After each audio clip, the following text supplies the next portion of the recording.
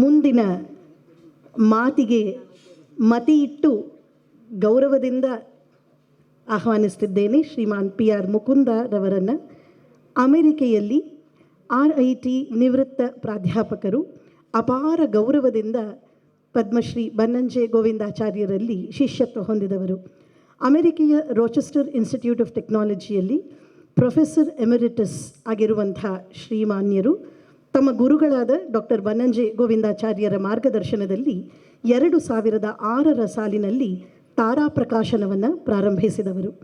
ಅಂದಿನಿಂದ ಇಂದಿನವರೆಗೂ ಮಧ್ವ ಸಿದ್ಧಾಂತವನ್ನು ಪುಷ್ಟೀಕರಿಸುವಂಥ ಸಾವಿರಾರು ತಾಳೆಗರಿಗಳ ಹಸ್ತಪ್ರತಿಗಳನ್ನು ಸಂರಕ್ಷಿಸಿದಂಥ ಹೆಗ್ಗಳಿಕೆಯನ್ನು ಹೊಂದಿರುವವರು.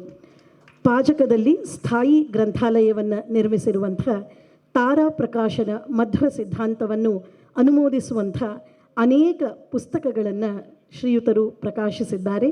ಅವರು ಕಾರ್ಯಕ್ರಮಕ್ಕೆ ಆಗಮಿಸಿರೋದು ಅತ್ಯಂತ ಹರ್ಷದಾಯಕವಾಗಿದೆ. ಅವರು ಸಭೆಯನ್ನುದ್ದೇಶಿಸಿ ಮಾತನಾಡಬೇಕಾಗಿ ಇದೀಗ ವಿನಂತಿ ಮಾಡ್ತಿದ್ದೇನೆ. ಶ್ರೀ ಗುರುಭ್ಯೋ ನಮಃ. ಹರಿ ಓಂ. ನಾನೊಬ್ಬ ಸೇವಕ. ನಾನು ಮಾತಾಡೋದಾದ್ರೆ ಗೊತ್ತಿಲ್ಲ ನನಗೆ. ನನ್ನ ಫೀಲ್ಡ್ ಬಂದು ಇಂಜಿನಿಯರಿಂಗ್. 50 ವರ್ಷ ನಾನು ಇಂಜಿನಿಯರಿಂಗಲ್ಲಿದ್ದೆ. ಆದರೆ ಇಲ್ಲಿ ಶ್ರೀಪಾದರು ತ್ರಯರು ಕೂತಿದ್ದಾರೆ. ಅವ್ರ ಮುಂದೆ ಮಾತಾಡೋ ಶಕ್ತಿ ನನಗಿಲ್ಲ. ಹಿರಿಯರು ಇದ್ದಾರೆ, ಪ್ರವಚನಗಾರರು ದೊಡ್ಡವರೆಲ್ಲ ಇದ್ದಾರೆ. ವಿನಯ ಪ್ರಸಾದ್ ಅವರು ಒಂದು ಮಾತು ಹೇಳಿದ್ರು, ಮೊಸರು ತಿಂದ ಮೇಲೆ ಆಮೇಲೆ ನೀರು ಮಜ್ಜಿಗೆ ಬಡಿಸ್ತಾರೆ ಅಂತ. ಇವಾಗ ನೀರು ಮಜ್ಜಿಗೆನೂ ಬಡಿಸಿ ಆಯಿತು, ಇವಾಗ ಬರೀ ನೀರು ಬಡಿಸ್ತೋದಷ್ಟೇ, ಮಜ್ಜಿಗೆನೇ ಇಲ್ಲ ಅಷ್ಟೇ. ಆ ಸ್ಥಿತಿಯಲ್ಲಿ ನಾನು ಮಾತಾಡ್ತಾ ಇದ್ದೀನಿ. ನಾನು ಜಾಸ್ತಿ ಹೇಳೋದೇನಿಲ್ಲ. ನಾನು ಆಚಾರ್ಯರನ್ನ ಮೊದಲನೇ ಬಾರಿ ಭೇಟಿಯಾಗಿದ್ದು 1997 97ರಲ್ಲಿ ನಮ್ಮ ಭೇಟಿಯಾಗಿದ್ದು. ಆವಾಗಿಂದ ಒಂದು ಬಾಂಧವ್ಯ. ಅವರು ನನ್ನ ಮೇಲೆ ತುಂಬ ವಿಶ್ವಾಸ ಎಲ್ಲ ಇತ್ತು. ಯಾಕೆ ಅಂತ ನನಗೆ ಇವತ್ತಿಗೂ ಗೊತ್ತಿಲ್ಲ, ನಿಜಕ್ಕೂ ಗೊತ್ತಿಲ್ಲ ನನಗೆ. ಯಾಕೆಂದರೆ ಯಾವುದೋ ಪ್ರಪಂಚದ ಮೂಲಲ್ಲಿ ಕೂತಿದ್ದವನು. ಎರಡು ವಿಷಯ ಹೇಳ್ತೀನಿ ಅಷ್ಟೇ. ಒಂದೇನಂತಂದರೆ 2005ನಲ್ಲಿ ಆಚಾರ್ಯರು ಒಂದು ಸರ್ತಿ ನಾವು ಫೋನಲ್ಲಿ ಮಾತಾಡ್ತಾ ಇದ್ದಾಗ ಹೇಳಿದ್ರು, ಈ ಸರ್ವಮೂಲ ಗ್ರಂಥ ಫಲಿಮಾರ್ ಮಠದಲ್ಲಿರುವ ಹೃಷಿಕೇಶ್ ತೀರ್ಥರ ಸರ್ವಮೂಲ ಗ್ರಂಥ ಅದು ಎಲ್ಲ ಪುಡಿ ಆಗ್ತಾ ಇದೆ. ಅದಕ್ಕೆ ಅವರು ಆವಾಗ ತಾತ್ಪರ್ಯ ನಿರ್ಣಯ ಎಡಿಟ್ ಮಾಡ್ತಾಯಿದ್ರು ಆಚಾರ್ಯರು. ಅದಕ್ಕೆ ನನಗೊಂದು ಕಾಪಿ ಬೇಕು. ಯಾವಾಗೋ 1970s ಒಬ್ಬರು ಬಂದಿದ್ದರು ಅಮೇರಿಕಾಯಿಂದ. ಸೊ ಅವರೆಲ್ಲ ಮೈಕ್ರೋಫಿಲ್ ಮಾಡ್ಕೊಂಡು ತೊಗೊಂಡೋಗಿದ್ರು. ಅದಕ್ಕೆ ನೀನು ಎಲ್ಲರೂ ಹುಡುಕಿ ಅದನ್ನ ತೊಗೊಂಬ ಅಂತ. ಎನಿವೆ ಅದು 6 ತಿಂಗಳ ಕತೆ ಅದು. ಬಟ್ ಕೊನೆಗೆ ಸಿಕ್ತು ನಮಗೆ. ಆದರೆ ಒಂದು ವಿಚಿತ್ರ ಸಂಗತಿ ಏನಂತಂದರೆ, ಅವರು ಆ ಪ್ರೊಫೆಸರಲ್ಲಿ ಬಂದಿದ್ದವರು, ಅವರು ಕಾಶ್ಮೀರದಿಂದ ಕನ್ಯಾಕುಮಾರಿ ತನಕ ಅವರು ವೈಷ್ಣವ ಗ್ರಂಥಗಳನ್ನೆಲ್ಲ ಮೈಕ್ರೋಫಿಲ್ ಮಾಡ್ಕೊಂಡು ಹೋಗಿದ್ದರು. ಎಲ್ಲ ಚೆನ್ನಾಗಿತ್ತು. ಸರ್ವಮೂಲ ಮಾತ್ರ ಪೂರ್ತಿ ಅಳಿಸೋಗಿತ್ತು. 100% ಅಲ್ಲ, ಅದು ಓದೋಕ್ಕೆ ಆಗಲ್ಲ. ನಾನು ಇದೇನು ವಿಚಿತ್ರ ಇದು ಅಂತ. ನಾನು ಆಮೇಲೆ ಟೆಕ್ನಾಲಜಿ ಪರ್ಸನ್. ನಾನು ಇದು ಹೆಂಗೆ ಸಾಧ್ಯ ಇದೆ, ಬೇರೆ ಎಲ್ಲ ಚೆನ್ನಾಗಿ ಇದು ಹೆಂಗೆ ಅಂತ. ಆದರೆ ನಂಗೆ ಇವತ್ತಿಗೂ ಎಕ್ಸ್ಪ್ಲನೇಷನ್ ಇಲ್ಲ ನನ್ನ ಹತ್ರ. ನಾನು ಆಚಾರ್ಯ ಫೋನ್ ಮಾಡಿಬಿಟ್ಟು ಹೇಳಿದೆ, ಆಚಾರ್ಯ ನನಗೇನೇ ಹೇಳ್ಬೇಕು ಗೊತ್ತಾಗ್ತಾ ಇಲ್ಲ, ಇದು ನನಗೆ ಟೆಕ್ನಿಕಲ್ ಎಕ್ಸ್ಪ್ಲನೇಷನ್ ಇಲ್ಲ ನನಗೆ. ಆದರೆ ಇದು ಸತ್ಯ ಹೇಳ್ತೇನೆ ಅನ್ಬೇಕಾದ್ರೆ ನಾನು ಕಾಪಿ ಮಾಡಿ ಕಳಿಸ್ಕೊಡ್ತೀನಿ ನಿಮಗೆ. ಸರ್ವಮೂಲ ಮಾತ್ರ ಪೂರ್ತಿ ಅಳಿಸೋಗಿದೆ. ಅದಕ್ಕೆ ಆಚಾರ್ಯ ಅಂದರು, ಅವ್ರಿಗೆ ಸರ್ವಮೂಲವನ್ನಲ್ಲಿ ಇಟ್ಕೊಳ್ಳೋವಂಥ ಯೋಗ್ಯತೆ ಇಲ್ಲ, ಅದಕ್ಕೆ ಅದು ಅಳಿಸೋಗಿದೆ ಅಷ್ಟೇ ಅಂತ. ಆಮೇಲೆ ಇನ್ನೊಂದು ಮಾತು ಹೇಳಿದ್ರು, ಇದೆಲ್ಲ ಸರಿಯೇ, ನೀನು ಇಂಜಿನಿಯರಿಂಗ್ ಓದಿದ್ದು ಮಾತಾಡ್ಕೊಂಡು ಪ್ರಪಂಚ ಎಲ್ಲ ಓಡಾಡ್ತೀಯ, ಭಾಷಣಗಳು ಕೊಡ್ತೀಯಲ್ಲ, ಮಾಡ್ತೀಯಲ್ಲ, ನಮಗೆ ಯಾವುದು ಮುಖ್ಯವೋ ಅದನ್ನು ಉಳ್ಸೋಕ್ಕಾಗದೆ ಹೋದ್ರೆ ನಿನ್ನ ಟೆಕ್ನಾಲಜಿ ಕಟ್ಕೊಂಡು ಏನು ಮಾಡಬೇಕು ಅಂತ ಫೋನಲ್ಲಿ ಹೇಳಿದ್ರು ಆಚಾರ್ಯ. ಅವತ್ತಿನಿಂದ ನನ್ನ ಜೀವನ ಚೇಂಜ್ ಆಗಿತ್ತು. ಆಗಿನಿಂದ ಅವರಾಗಲೇ ಹೇಳಿದಾಗೆ ಈಗ ನಾವು ನಮ್ಮ ತಾರಾಪ್ರಕಾಶನದೇ ಬೈ ದ ವೇ ತಾರಾಪ್ರಕಾಶನ ಶುರುವಾಗಿದ್ದು 2007 ಆವಾಗ. ಆಚಾರ್ಯರು ಅದಕ್ಕೆ ಟ್ರಸ್ಟಿ ಆಗಿದ್ದರು. ಪಾಪ ಅಲ್ಲಿ ಇದೆಲ್ಲೋ ಶೇಷಾದ್ರಿಪುರಂ ಅದೆಲ್ಲ ಬಂದು ಸಬ್ ರಿಜಿಸ್ಟ್ರಾರ್ ಆಫೀಸ್ಗೆಲ್ಲ ಬಂದು ಅವರು ನಮ್ಮ ಪ್ರತಿಷ್ಠಾನ ಅಂತ ಹೇಳ್ತಾರೆ. ಅವ್ರಿಗೆ ಅಷ್ಟು ಒಂದು ವಾತ್ಸಲ್ಯ ಮತ್ತು ನಮ್ಮ ಕೆಲಸದ ಮೇಲೆ ಅಷ್ಟು ಅವ್ರದ್ದು ಒಪ್ಪಿಗೆನೂ ಇತ್ತು, ಆಶೀರ್ವಾದನೂ ಇತ್ತು. ಅದರಿಂದಾಗಿ ಇವತ್ತು ಸುಮಾರು 3,000 ಚಿಲ್ಲರೆ ನಮ್ಮ ಸಿದ್ಧಾಂತಕ್ಕೆ ಸಂಬಂಧಪಟ್ಟ ಮ್ಯಾನುಸ್ಕ್ರಿಪ್ಟ್ಸು ಸೇವ್ ಆಗಿದೆ. ಬೇರೆ ಬೇರೆ ಟೆಕ್ನಾಲಜೀಸ್ ಎಲ್ಲ ಇದೆ. ನಂದು ಒಂದೇ ಒಂದು ಏನಂತಂದರೆ, ನೀವು ಪಾಜಕದ ಕಡೆ ಬಂದರೆ ದಯವಿಟ್ಟು ಬನ್ನಿ, ಅಲ್ಲೇ ಪರಶುರಾಮ ಬೆಟ್ಟದ ಎದುರುಗಡೆನೇ ಇದೆ ತಾರಾಪ್ರಕಾಶ್, ನಾನು ಬೋರ್ಡ್ ಹಾಕಿದೆ. ಒಳಗೆ ಬಂದು ಏನೇನಿದೆ, ಏನೇನು ಆಗ್ತಾಯಿದೆ ಅಂತ ನೋಡಿ ಉಪಯೋಗಿಸ್ಕೊಳ್ಳಿ. ಒಂದು ಆಚಾರ ಬಗ್ಗೆ ನಾನು ಆಗಲೇ ಹೇಳಿದ್ನಲ್ಲ, ಅವರು ವ್ಯಕ್ತಿತ್ವವಾಗಲಿ ಅಥವಾ ಅವರ ಸಾಧನೆ ಬಗ್ಗೆ ಆಗಲಿ ಮಾತಾಡೋ ಸಾಮರ್ಥ್ಯ ನನಗಿಲ್ಲ, ಯೋಗ್ಯತೆಯೂ ಇಲ್ಲ, ಸಾಮರ್ಥ್ಯನೂ ಇಲ್ಲ, ಅದನ್ನು ಪ್ರಯತ್ನ ಮಾಡೋದು ಇಲ್ಲ. ಆದರೆ ನನಗೆ ನಡೆದ ಒಂದೇ ಒಂದು ಅನುಭವ, ಒಂದು ಸಣ್ಣ ಅನುಭವ. ನಿನ್ನೆ ಸಾಯಂಕಾಲ ಒಂದು ಕಡೆ ಎಲ್ಲೋ ಲೆಕ್ಚರ್ ಕೊಡ್ತಾಯಿದ್ದೆ ನಾನು, ಅಲ್ಲಿ ಸೇಮ್ ಥಿಂಗ್ ಇದೆ ಹೇಳಿದೆ. ಇದು ನಾನು ಹೇಳಿದೆ ಯಾರು ನಂಬೋದಿಲ್ಲ, ತುಂಬ ಜನ ನಂಬೋದಿಲ್ಲ, ಸುಮ್ಮನೆ ಏನೋ ಹೇಳ್ತಾನೆ ನೀನು ಅಂತ. ಅದು ನಿಜಕ್ಕೂ ನಡೆದ ಸಂಗತಿ. ಇದು ಆಚಾರ್ಯರ ಒಂದು ಶಕ್ತಿ ತೋರಿಸೋದು, ಅದಕ್ಕೋಸ್ಕರ ಹೇಳ್ತಾ ಇದ್ದೀನಿ ಅಷ್ಟೇ.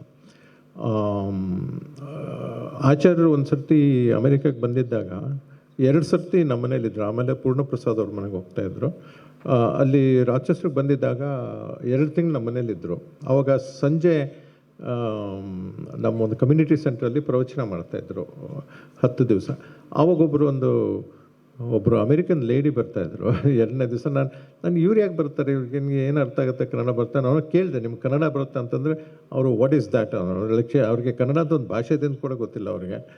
ಆಮೇಲೆ ನಾನು ಯಾಕೆ ಬರ್ತಾಯಿದ್ದೀರಾ ನೀವು ಅಂತ. ಅದಕ್ಕೆ ನಾವು ಮೊದಲನೇ ದಿವಸ ನಂಗೆ ಗೊತ್ತಿರಲಿಲ್ಲ, ನಾನೇನೋ ಇಂಗ್ಲೀಷಲ್ಲಿ ಯಾರೋ ಹೇಳಿದ್ರು ಇಂಡಿಯಾದೇನೋ ದೊಡ್ಡ ವೇದಿಕ್ ಸ್ಕಾಲರ್ ಬಂದಿದ್ದಾರೆ ಅಂತ ಲೆಕ್ಚರ್ಸ್ ಕೊಡದೆ, ಅದಕ್ಕೆ ಬಂದೆ ನಾನು. ಬಟ್ ಅಲ್ಲಿ ಬಂದು ನೋಡಿದ್ರೆ ಇವರು ಯಾವುದೋ ಭಾಷೆಯಲ್ಲಿ ಮಾತಾಡ್ತಾ ಇದ್ದಾರೆ ಅವತ್ತು. ಆದರೆ ರೂಡ್ ಎದ್ದು ಹೋಗಬಾರ್ದು, ಅದು ಚೆನ್ನಾಗಿಲ್ಲ ಅಂದ್ಬಿಟ್ಟು ಕೂತಿದ್ದೆ. ಮತ್ತು ನಾನು ಮತ್ತು ಇವತ್ತು ಯಾಕೆ ಬಂದ್ರಿ ನೀವು ಅಂತ, ಇವತ್ತು ಗೊತ್ತಿತ್ತಲ್ಲ ನಿಮಗೆ ನಿಮ್ಮ ಭಾಷೆ. ಅದಕ್ಕೆ ಅವರು ಒಂದು ಮಾತು ಹೇಳಿದ್ರು, ನಿನ್ನೆ ನಾನು ಬಂದಿದ್ದಾಗ ನನಗೆ ಒಂದು ಪದನ ಅವ್ರು ಹೇಳಿದ್ದು ನಂಗೆ ಅರ್ಥ ಆಗಲಿಲ್ಲ. ಆದರೆ 1 ಗಂಟೆ ನಾನು ಕೂತಿದ್ನಲ್ಲ, ಅವಾಗ ನನಗೆ ತುಂಬ ಮನಸ್ಸಿನಲ್ಲಿ ತುಂಬ ಹರ್ಷ, ಒಂದು ಆನಂದ ಸಿಕ್ತು ನನಗೆ, ಭಾಷೆ ಗೊತ್ತಿಲ್ಲದಿದ್ರು ಕೂಡ. ಅದಕ್ಕೋಸ್ಕರ ನಾನು ಅಂದ್ಕೊಂಡೆ ಅದೇನು ಅಕಸ್ಮಾತ್ ಆಗಿದ್ದೆ ಅಥವಾ ನಿಜಾನ ಅಂದ್ಬಿಟ್ಟು ಮತ್ತೆ ಇವತ್ತು ಟೆಸ್ಟ್ ಮಾಡೋಕ್ಕೆ ಬಂದೆ. ನಾಳೆ ಏನಾಯ್ತು ನಿಮಗೆ ಅಂತ, ಇಲ್ಲ ಖಂಡಿತ ಆಯಿತು ಅಂದರು. ಆಮೇಲೆ ಅವರು ನನ್ನ ಕೇಳಿದ್ರು, ಅವ್ರ ಆಚಾರ್ಯ ಹತ್ರ ನನಗೆ ಸಮ್ ಡೌಟ್ಸ್ ಇದೆ, 1-2-3 ಡೌಟ್ಸ್ ಇದೆ, ನಾನು ಮನೆಗೆ ಬಂದರೆ ಅವ್ರನ್ನ ಉತ್ತರ ಕೊಡ್ತಾರಂತ. ನಾಳೆ ನನಗೆ ಗೊತ್ತಿಲ್ಲ, ಕೇಳ್ತೇನೆ. ನಾಳೆ ಆಚಾರ್ಯ ಈ ಥರ ಕೇಳ್ತಾ ಇದ್ದಾರೆ, ಆಗಲಿ ಬರಲಿ, ಭಾನುವಾರ ಬರೋಕ್ಕೆ ಹೇಳಿ ಅಂತ ಹೇಳಿದ್ರು. 4 ಗಂಟೆಗೆ ಬನ್ನಿ ಅಂತ ನಾನು ಹೇಳಿದೆ. ಬಂದರು, ಎಲ್ಲ ಆಯಿತು. ಈಗ ನಡೆದು ನೆಕ್ಸ್ಟ್ ನಾನು ಹೇಳ್ತಾ ಇರೋದು ವಿಚಿತ್ರ ನನಗೆ ನಿಜಕ್ಕೂ ಅರ್ಥ ಆಗಲ್ಲ. ಏನಾಯ್ತಂದರೆ ಅವ್ರು ಬಂದರು ಕರೆಕ್ಟಾಗಿ ಆನ್ ದ ಡಾಟ್ 4 ಗಂಟೆಗೆ ಬಂದರು. ಅವರು ಬಂದೆಲ್ಲ ಕೂತ್ಕೊಂಡ್ರು. ಆಚಾರ್ಯರು ಸೋಫಾ ಮೇಲೆ ಕೂತಿದ್ದಾರೆ, ಪಕ್ಕದಲ್ಲಿ ಇನ್ನೊಂದು ಸೋಫಾಲ್ ಅವ್ರು ಕೂತಿದ್ದಾರೆ, ನಾನು ನೆಲದ ಮೇಲೆ ಕೂತಿದ್ದೀನಿ ಆಚಾರ್ಯ ಹತ್ರ.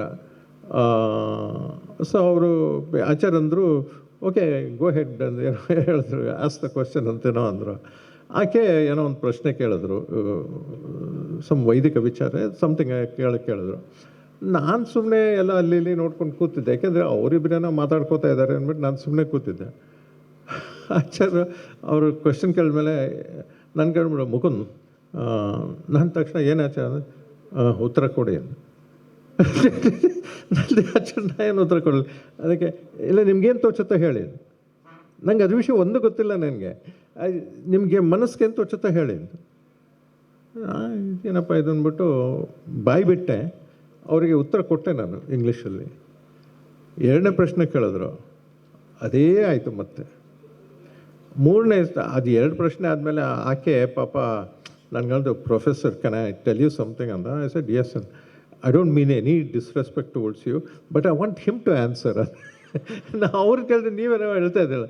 ಅದಕ್ಕೆ ನಾನು ಹೇಳಿದೆ, ma'am let me tell you, he is the one speaking, not me, because I don't even know what I'm saying, right?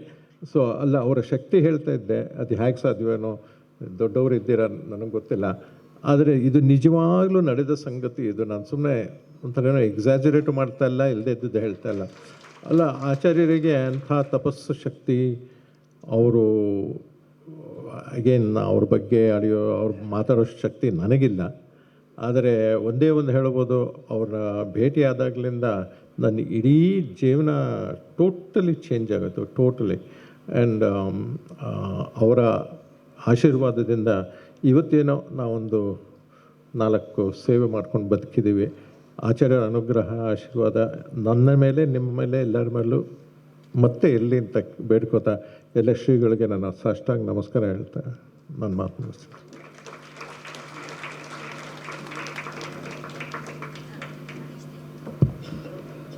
ಕೃತಜ್ಞತೆಗಳು.